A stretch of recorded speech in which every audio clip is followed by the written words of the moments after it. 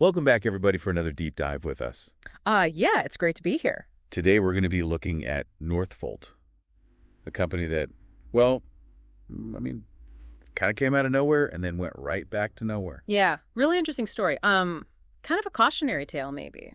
Yeah, so we've got a couple articles that we're looking at. We've got an article from Sifted and then one from Euronews, and then, of course, we've got the Northvolt Wikipedia page as well. So Lots of information to dig through. absolutely. Yeah, so let's just jump right in. So Northvolt's, I guess the story starts in 2016 with a couple of ex-Tesla executives. Yeah, Peter Carlson and Paolo Cerruti, they had this vision, and it was really captivating. I mean, The greenest battery the greenest battery, yeah, and in the world. it really caught on. I mean, a lot of investors were really excited about this. And not just small investors. I mean, we're talking some big names, right? Oh, yeah. I mean, Goldman Sachs, Volkswagen, even Daniel Ek from Spotify got in on this. Yeah, and they managed to secure like $55 billion in orders from like BMW, Volvo, all the big car companies. So it really seemed like they were set up for success. I mean, like they had everything going for Yeah, them. the future was bright, right? Yeah. I mean, they were going to be the European Tesla. But then things kind of went south. Yeah. It's it's complicated. Yeah? So what happened? Well, I think one of the big factors was just the competition from China. I mean, the Chinese battery manufacturers, they just had such a cost advantage. Right. And that's something that the Sifted article really dug into was just how much cheaper they're able to produce these batteries. Yeah, and that's a tough thing to compete with. I mean, even if you have a great product, if you can't make it at a price that people can afford, it's not going to matter. Yeah, it's a global market now. Yeah. You can't just assume that people are going to buy something just because it's made in Europe. Right, exactly. And I think that was maybe part of the problem with Northvolt. They kind of thought that they could just ride this wave of European support and, be the champion of Europe, but It wasn't enough. it wasn't enough. But I mean, it wasn't just the competition from China, right? I mean, there were also some internal issues that they were dealing with. Oh, yeah, for sure. I mean, there were production delays. Even though they built this huge gigafactory in Sweden, they just couldn't seem to get the production up to where it needed to be. Yeah, I mean, by late 2023, they were producing less than like 0.5% of what they had planned for the year. I mean, that's a huge miss. Yeah, and it kind of makes you wonder, what was going on there? I mean, was it just bad planning or were there other factors at play? Well, and then you look at their financials and, they were burning through cash like crazy. I mean, almost €1 billion loss in just the first 9 months of 2023. Yeah, that's not sustainable. No, absolutely not. And then you add in the fact that they were hiring like crazy. Like at one point, they were bringing in like 100 to 150 new employees every month. I mean, that's just insane. Yeah, I mean, it seems like they were growing too fast, and maybe that led to some problems, like a lack of direction or coordination. Right. So it's kind of this combination of factors, external pressure from China, internal problems with production and finances, and then just growing pains from expanding too quickly. Yeah, it all kind of snowballed on them. Yeah. Then to make matters worse, BMW, one of their biggest customers, cancels a €2 billion order.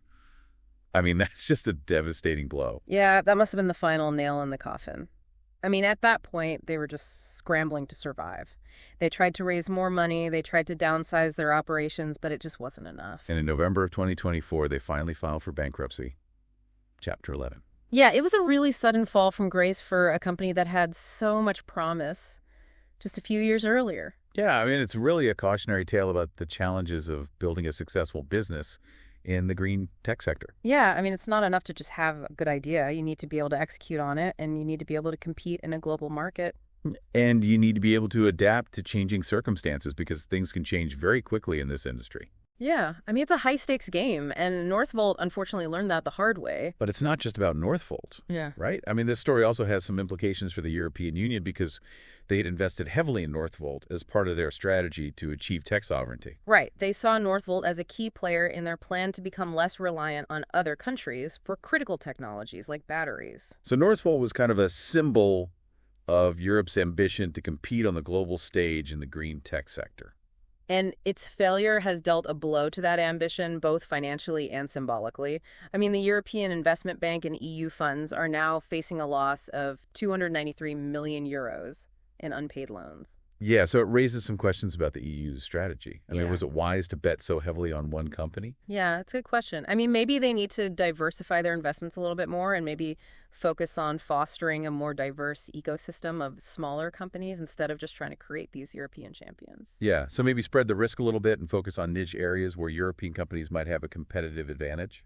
Exactly, and maybe focus more on collaboration and partnerships, even with companies outside of Europe. So it sounds like the EU might need to rethink its strategy a little bit, take a more multifaceted approach to achieving tech sovereignty. Yeah, absolutely. But I mean, it's not all doom and gloom here. I mean, there's also a really interesting side to this story. What's that? Well, even as Northvolt was struggling with all these problems, they were also developing this really promising technology, sodium-ion batteries. Oh, yeah, that's right. The sodium-ion battery is like a hidden chapter in the Northvolt saga. Yeah, it is. So can you tell us a little bit more about this technology? Sure. So sodium-ion batteries, as the name suggests, use sodium ions to store and release energy instead of lithium ions, which are what most electric vehicle batteries use today. Okay, and what's the advantage of using sodium instead of lithium? Well, for one thing, sodium is much more abundant and cheaper than lithium, and it's also more evenly distributed geographically, so you're not as reliant on specific countries for sourcing. So less geopolitical tension and less price volatility.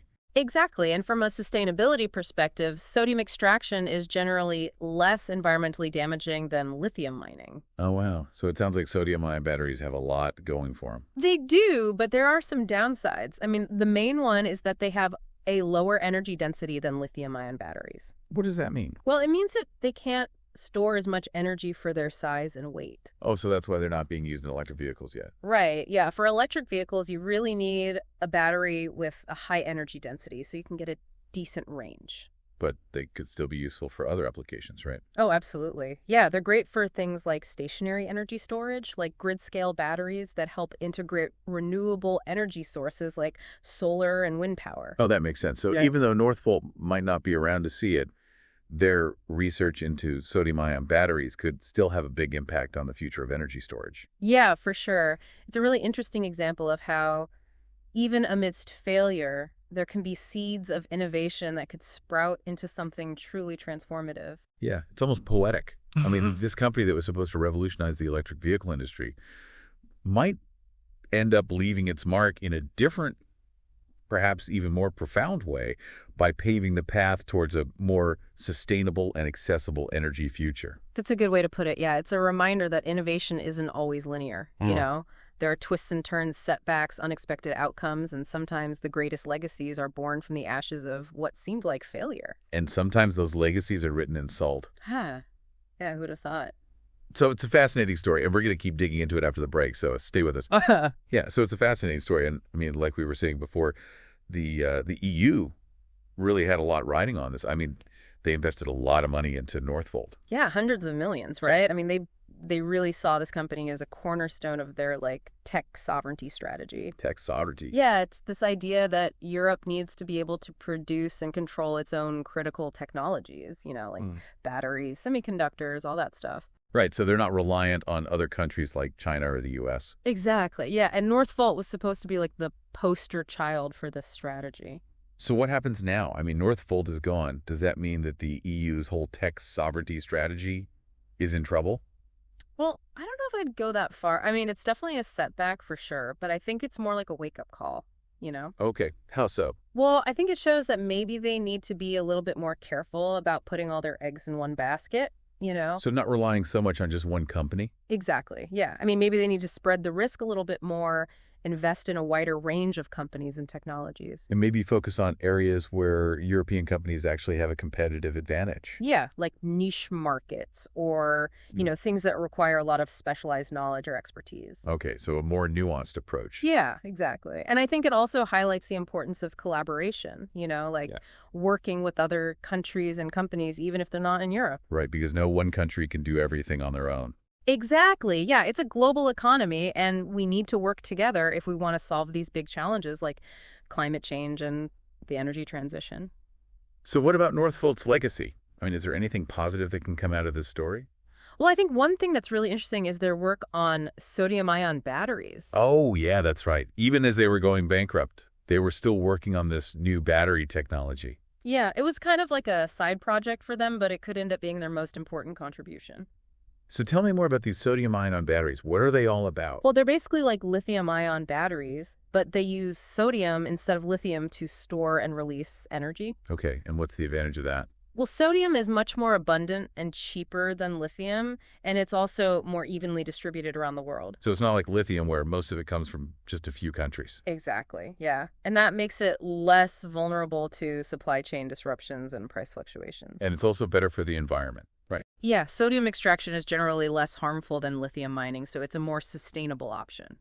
Wow, so it sounds like sodium-ion batteries have a lot of potential. They do, yeah. I mean, the main drawback right now is that they have a lower energy density than lithium-ion batteries. So they can't store as much energy for their size and weight. Right, but that's something that researchers are working on, and there's been a lot of progress in recent years. So maybe someday we'll all be driving around in cars powered by sodium-ion batteries. Maybe, yeah, or at least using them to power our homes and businesses. Yeah, I mean, it's exciting to think about the possibilities. It is, yeah, and I think it's a good reminder that even in the midst of failure, there can be seeds of innovation that could lead to something truly transformative. So even though Northvolt might not be around anymore, their work on sodium-ion batteries could end up having a lasting impact on the world. Absolutely. Yeah, it's a great example of how innovation can sometimes come from unexpected places. And it's a story that's still being written. Yeah, who knows what the future holds for sodium-ion batteries, but I think it's definitely a technology to watch. Well, I think that's a great place to wrap things up for today. Yeah, it's been a really interesting conversation. Thanks for joining me. It's been my pleasure. And to all of you listening out there, thanks for tuning in to another deep dive. And be sure to join us next time for another fascinating exploration of the world of technology and innovation. See you then. Yeah, so it'll be really interesting to see what happens with those sodium-ion batteries. I mean, will some other company pick up where Northvolt left off? Yeah, that's the big question, right? I mean, who's going to be the next big innovator in the battery space? I mean, it could be a big company like Tesla or LG or Samsung, or it could be some small startup that we've never even heard of. Yeah, that's what's so exciting about this industry. You know, it's constantly evolving, and there's always room for new players to emerge. Yeah, and it's not just about the technology itself, right? I mean, Right. It's also about the business model and the strategy. Right, like Northvolt had a great product, but they just couldn't make the numbers work. Yeah, they grew too fast.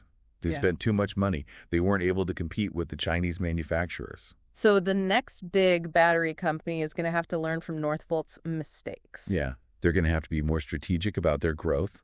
They're going to have to be more disciplined with their spending, and they're going to have to find a way to differentiate themselves in the market. Right, and they're also going to have to be adaptable because this is a really fast-moving industry, and things can change very quickly. Yeah, so it's going to be interesting to see who comes out on top in the end. Yeah, it's a race to the future, and the stakes are high. Well, I think that's a great place to leave it for today. Yeah, thanks for having me. It's been a pleasure talking to you and to all of you listening out there. Thanks for joining us for another deep dive. Until next time. Be sure to subscribe to the podcast so you don't miss any of our future episodes. And leave us a review if you enjoyed the show. We'd love to hear your feedback. Thanks for listening.